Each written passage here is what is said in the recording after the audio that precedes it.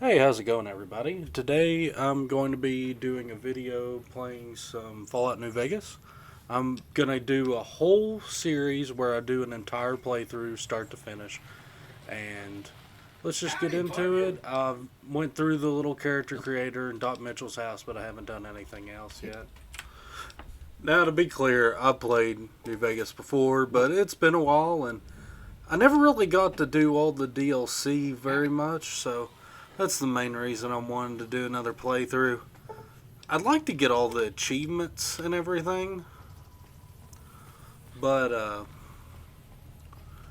I find it really hard to do a Caesar's Legion playthrough. I've tried it once before, and it's just so hard to play that character Howdy. and like What can easy pay sacrifice do all for you? the The NCR one in the fancy stuff. suit seemed to be calling the It just shots. seems like there's a lot Not so more much as I know. opportunity if you side Other with the folks in NCR town might versus know Caesar's more. Legion. Word of advice, though, if you ever catch up with him, watch out. The man's got cold eyes like a snake. Can't be trusted, I'd say. Mm-hmm. Was a prospector until I decided to settle here to get away from the NCR. You know, my favorite thing about New Vegas is how the factions work. How instead of just having a straight good or evil alignment, I mean, you have good, you have evil, but you also have like a specific relationship with each faction. And I really like that. I wish that that was something that carried on with the rest of the franchise. I mean, you kind of have something like that in Fallout 4. Bethesda definitely took a few notes from New Vegas and what people liked when they went with, you know, better gunplay, weapon customization, and stuff like that that Obsidian did with New Vegas. But they, the faction stuff, they didn't really nail on the head. You know, you don't have like a complex relationship. I can't like help the town of Good Springs and then like kill one of them, and now they like me mostly, but they don't trust me. You know, there's a lot of that in this game that Bethesda doesn't really capture. Like, for instance, like when you get Nuka World and you can raid the Commonwealth with the Raiders, the Minutemen are still like you're still in charge of the Minutemen, even if you decide to do like the complete opposite. And Preston will talk like he doesn't like you, but he doesn't really do anything about it. It's kind of a weird situation. It kind of feels like they kind of half-heartedly did that. Like they were like, well, let's let people play as a raider if they want. Didn't really think of the repercussions that that has on the main game. Yeah, I guess there's a thing or two I could show you. Let's Sounds go like do usually all the help this. you can get after what they done You to know, you. go through the whole Meet me outside, process. behind Do the saloon. the training, the survival training. A good way to get some free stuff. Varmint rifles, fun gun. Normally can find a night scope for it at Chet's. In my experience, at least. Go through this. Now, see the sarsaparilla bottles on the fence there? Take this and try to hit a couple of them. Not to mention the experience you get from just doing all this and killing the geckos. I always try as hard as I can to save the settler that tries to get water out of the well. We'll get to that in a minute, but anyway, yeah, I mean, I don't think Fallout 4 really captured the factions just right. It's pretty much you choose a faction, and like there, I think Triple S League did a video on how to perfectly like side with all the factions except the Institute and not mess anything up. And basically, you're siding with the Minutemen and refusing to progress any farther in the Brotherhood or the Railroad. It's cool that you can do that, like really cool. I think it's awesome, and I try to do that when I play Fallout 4. But it's not really the factions aren't really as well done. And if you think about it, there are only 4 factions to really pick from in Fallout 4. While in this game, like, there are so many factions. So, like, the town of Good Springs, the Powder Gangers. You have the main 2, which are like Caesar's Legion and the NCR. Then you have all the clans and tribes that make up New Vegas. I mean, and then the Boomers and the Brotherhood of Steel. There's just so many different factions. It's really cool how they did this. And I mean, there doesn't need to be that many factions for it to be a good RPG or anything, but just the ability to have like complex, like, do their quest line, and then later on there's things that affect them, like decisions you make in the game affect your relationship with, like, the followers of the Apocalypse or Brotherhood of Steel later on. I really like that. So we'll just take out some geckos. I always try to sneak attack them, but sneaking just never works very well for me in this.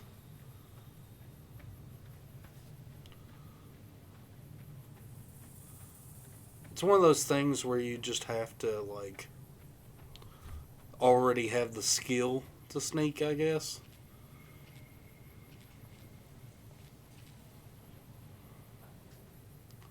Let's see if I can get them. Yep, there they go, running off. Yep, there went that.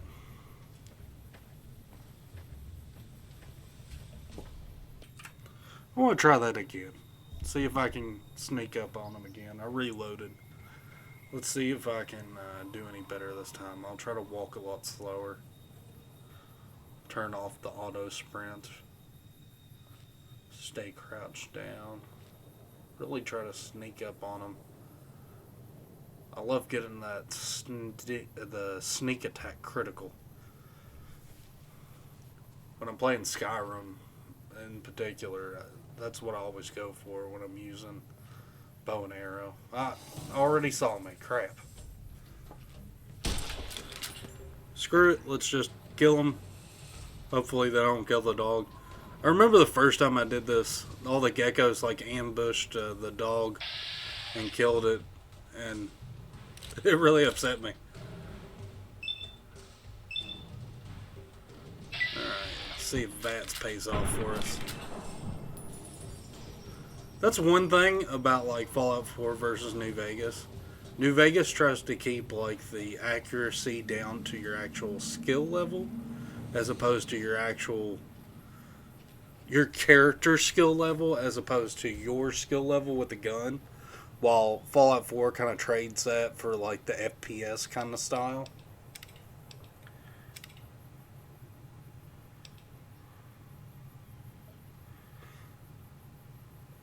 Where are they?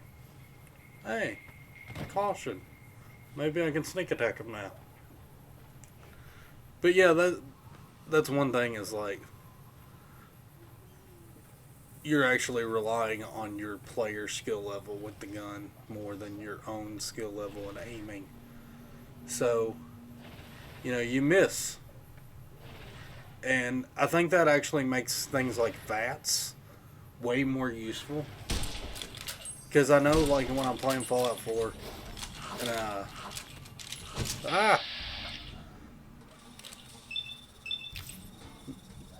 that should do it. No! No! Stay away! No! Ah, full health. Anyway, but when I'm playing Fallout 4, I hardly ever use VATS. Especially when I'm doing, like, a sniper playthrough and stuff. I'm just using my sniper rifle or something. I just use iron sights. Because, like, you can rely on your own skill level. You point at something, you know you're going to hit it. While in this game, you don't really know that. If you have a low gun skill, then you might miss quite a bit. And VATS is in Fallout 4. VATS is still based off of your character skill level, your perception mostly. So it makes it. Oh, I got to save the settler. If y'all don't know, if you don't like move fast, the settler will just get completely destroyed by geckos. Looks like 3 of them. Oh, nice. Got the critical on it. Love critical cams. Favorite part of these, all these Bethesda games.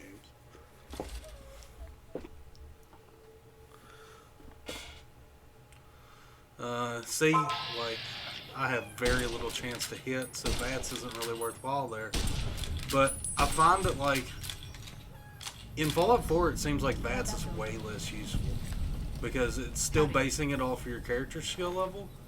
I've had like 95% chance to hit and missed, which I mean that's possible, but it just seems like it doesn't seem right. Like, why would I do that when I could just point the gun exactly where I want to hit? Oh, there's the other body. Why would I do that when I can just point the gun exactly where I want to hit and know I'm going to hit it? Oh, barely made it. Holy moly. If you hadn't come here like you done, I'd be a goner for sure. I came up here to draw water, but here, you should have what I got. You look thirsty. Awesome. Yeah, and here's the reputation thing. It explains it. Okay, sorry. Had to stop recording for a minute because my needy ass cat decided to jump up on the keyboard. Anyway, yeah, so now my relationship with the Good Springs has went up. Even got a little exciting there. Here's one more thing I thought I might... Yeah. Go collect the Brock flower and the Xander root. Graveyard and schoolhouse. Right. Schoolhouse is a cool location. Plenty of stuff to loot. Graveyard is too. Bloatflies, mantises mostly. Lots of bugs. Oh, Doggy's okay. She took care of these for us.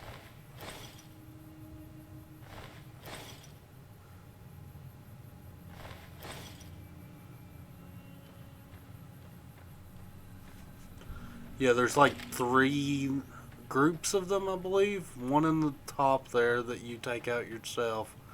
And then the ones in the middle when you start the second part. And at the same time you start the second part, the settlers being attacked at the bottom. And you pretty much have to go straight there or they'll just get killed immediately. Don't forget, if you're playing, to check all these mailboxes around here. Plenty of good stuff to loot. Sometimes magazines and stuff in here. Bobby pin. Lots of useful stuff.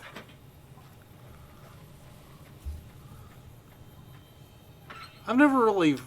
See, one thing I do prefer about Fallout 4 opposed to New Vegas is the junk. Like, junk is so useful in Fallout 4. I'm the kind of person that I normally like hoarding stuff anyway when I'm playing a game. Especially like Skyrim or Fallout. But, well, I got a pretty good chance to hit everything, don't I? But I pretty much like to hoard everything. Just pick up anything that's even moderately useful. And in New Vegas, like, you find a lot of junk and everything, but none of it's valuable at all. It doesn't even start to become valuable until, like, the Big Empty DLC. I can't remember which one that's called. But the one with the scientists that, like, take out your brain or whatever. The crazy toaster, like, collects some junk. But not all junk. And so, I don't know. I just feel like it actually makes sense in the Wasteland that, like, I've even found myself doing this in real life where, like, I'll just collect stuff that I'm like, well, this is metal, so I might be able to do something with that. And, you know, you could always repurpose stuff. So like those toy cars and stuff, like that's metal. Makes a lot of sense, you know, especially in a survival situation like this. Like, you can't let that kind of stuff go to waste. Eat lead, mantises.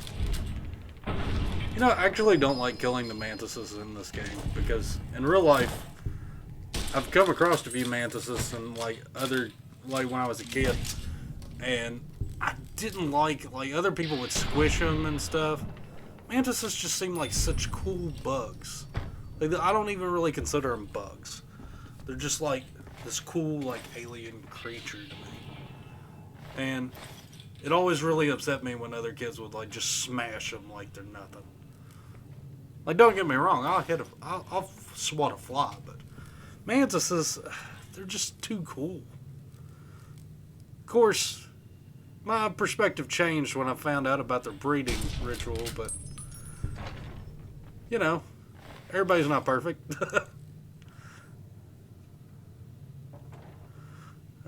Pick off the rest of them here.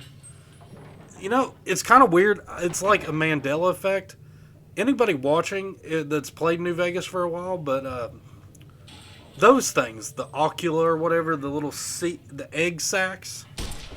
I swear, when I played this on 360 when it first came out, that if you didn't destroy the egg sacs, that they would hatch and like a bunch of tiny mantises would come running out of them.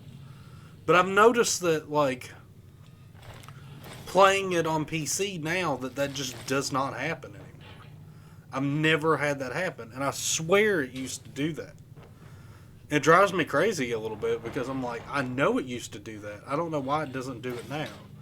And I know I'm not, like, remembering it wrong. I know it used to happen because there'd be little tiny mantises that would come out of them, and all you'd have to do is walk over them and you'd crush them.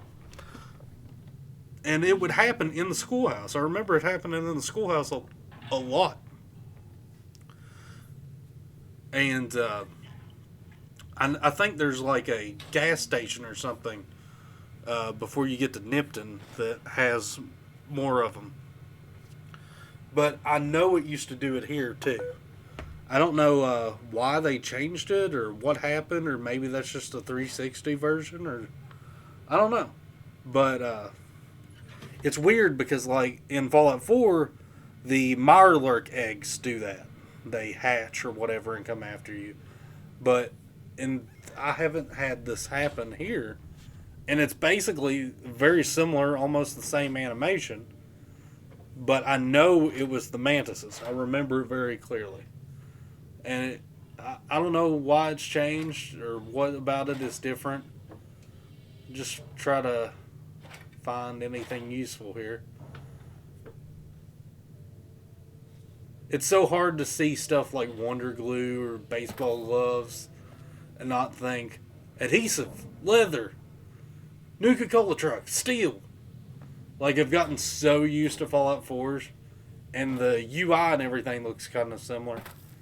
I also feel like there used to be like some kind of secret or something back here. I don't know. I have like vague memories of playing New Vegas the week it came out. I had it for 360, and it was so buggy and glitchy. It like corrupted my save file. I had to get like 3 new discs. And by the time, like, I got through it all, I was just so fed up with it after that first week of just, like, customer support with Bethesda, customer support with Microsoft, both of them blaming each other, and then having to, like, take the disc back to Walmart and saying, well, this isn't working. It was just a nightmare. And it kind of soured New Vegas for me in general. Like, a lot of people swear up and down that this is the best Fallout game and blah, blah, blah. I mean, like, it's good. I love a lot of things about it. But there are a lot of things with Fallout 4 that I like a lot better. And, I mean, both of the games I got at launch on Xbox. And Fallout 4 played significantly better at launch than New Vegas. Which I know, as somebody who's followed the Fallout stuff for a while now. I'm well aware that that was mostly Bethesda's fault with giving Obsidian such a limited time frame. I gotta say though, I'm really hoping that Microsoft manages to convince Bethesda to let Obsidian take their hands on the license again. I wouldn't. Weirdly, I'm not a diehard like Obsidian stan. Like, I'm not one of the people that like loved Outer Worlds. Be completely honest, I didn't care much for Outer Worlds at all. I just felt like all the characters were kind of stupid. None of them were really interesting to me. But I prefer like more of a gritty noir kind of game. And it didn't really have that. It was more of a sci-fi kind of goofy, fun. I mean, it had dark themes, but the whole thing was kind of like lighthearted and dumb. But I mean, if you like that kind of game, that's fine. I have completely forgot about all the DLC armor and weapons that I got when I started the game. And I've just been using like the base, like vanilla stuff you get. I completely forgot about like the shotgun, the grenade rifle I had. I've been using this varmint rifle for everything. This will be so much easier. I was sitting here thinking like, there's a bark scorpion right before the graveyard every time. I was like, how am I going to be able to take out the bark scorpion? That varmint rifle won't do it, especially because my varmint rifle's damaged. But, I mean, I got so much to work with here now. Alright, let's wander around, see if I can find anything useful while we're going up to the graveyard. Sarsaparilla. Love collecting the sarsaparilla. Alright, let's go ahead and get this bark scorpion. Why just fool around? I mean, I don't want it to get close enough to hit me, so I'm just going to blow it up. I mean, I got plenty of shells for this. I feel like it's kind of overkill to give you a grenade rifle in the beginning of the game with like 20 bullets. I mean, 20 grenades to shoot. Yeah. It kind of feels like cheating. A little bit.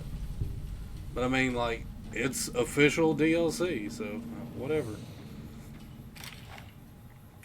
I remember the first time I played, I used to be terrified of the scorpion.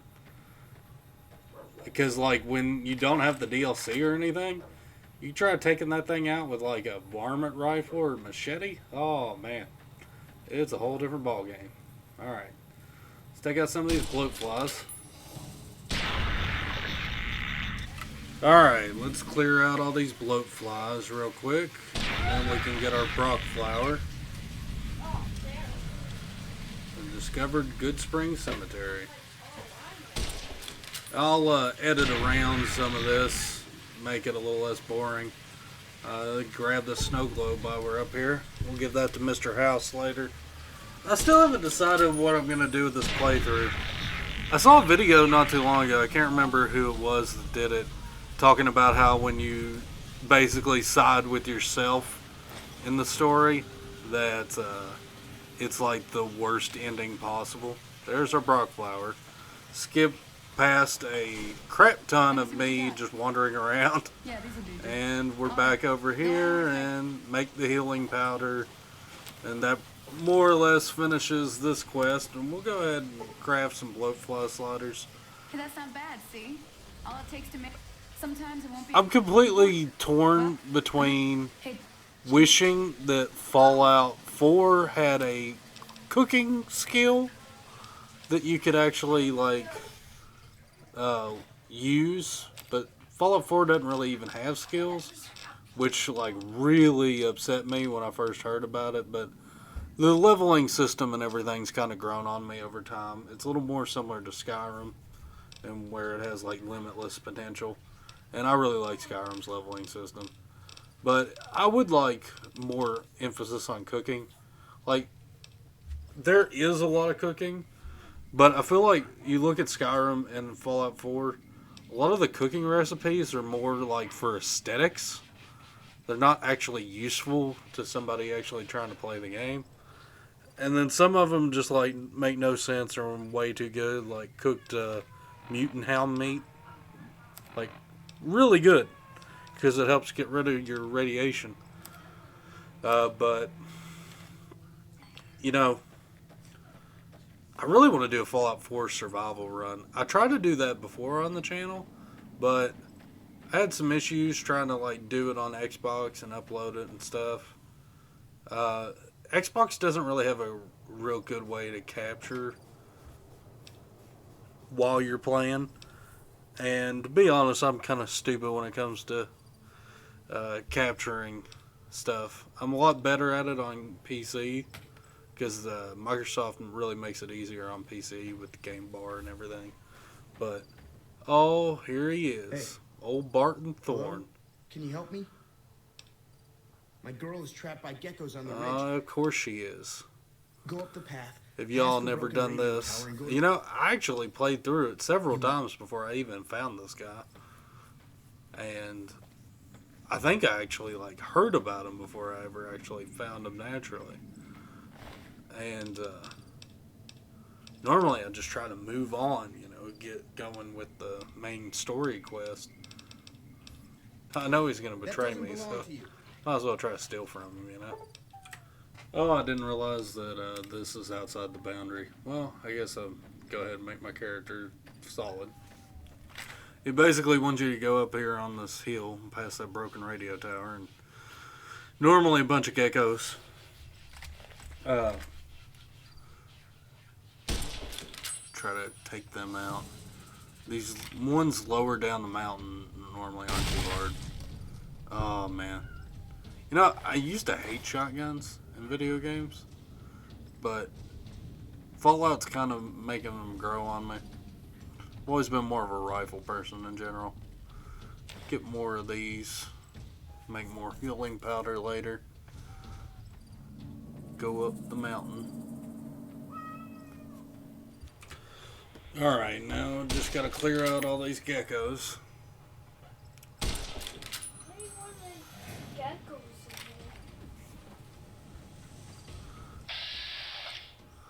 Let's see. Boom! Headshot. Let's get some more. I think these ones on the top will be a little tougher. Oh! Whoops. Get him.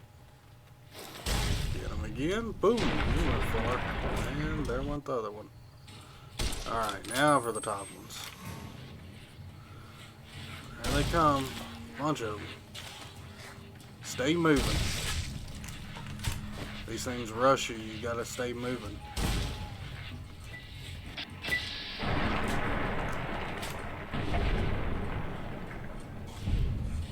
Oh, another one. Crap. Oh, two. Headshot.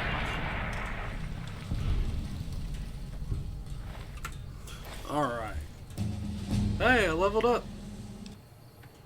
Alright, now we finally made it to the top. I hope that wasn't his girl. These bodies have been here a while. See what's up here. Loot all this junk. He's getting ready to come up the hill. This is where he tells you, haha, I tricked you. Thanks for clearing out the geckos, blah, blah, blah. I want to try to get behind one of these bear traps. If I can trick him into stepping on one, that'll help out. Sorry I tricked you, but thanks for clearing out the geckos. Yep, here Now he I can is. get to that stash. Found you. Nope. You Nope. like that? Yep. Stop. He ain't walking very forward. That's one thing about this. It ain't like the stupid AI in Fallout 4, like with some of the more melee focused ones that just rush you. These guys kind of hang back and just shoot the crap out of you. Well, I say that, and now he's running away. That is something that is a little more unique. I don't remember anybody in Fallout 4 actually like, running away from you. He's trying to give up. I'm out of here. No, you don't betray me, leave me up a hill full of geckos, and then, oh, I'm gonna run away. Nah. Okay, maybe I can be in the Caesar's Legion because I believe in vengeance. got some decent stuff. My favorite mechanic in the entire Fallout franchise.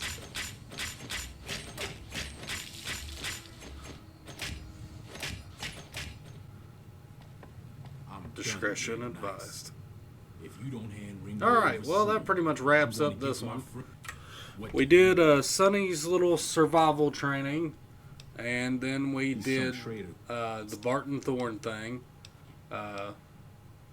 That's pretty much it. Next time we'll actually do the Good Springs showdown between Ringo and the Powder Gangers. We'll focus on that for the next video. Comment down below whether you think we should side with Good Springs or we should side with the Powder Gangers. And thank you for watching. Please like and subscribe. It really means a lot. Really helps out the channel. You mean murder him? Personally, I hope he sneaks.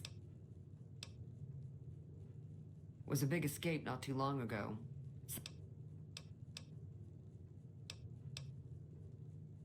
If, of course,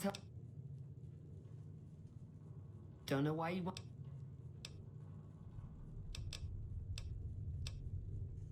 Not much. Of course, one of the great cons.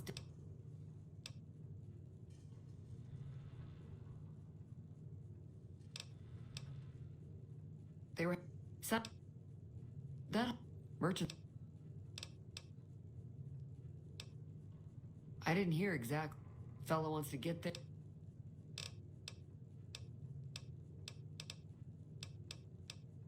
Sure, there be.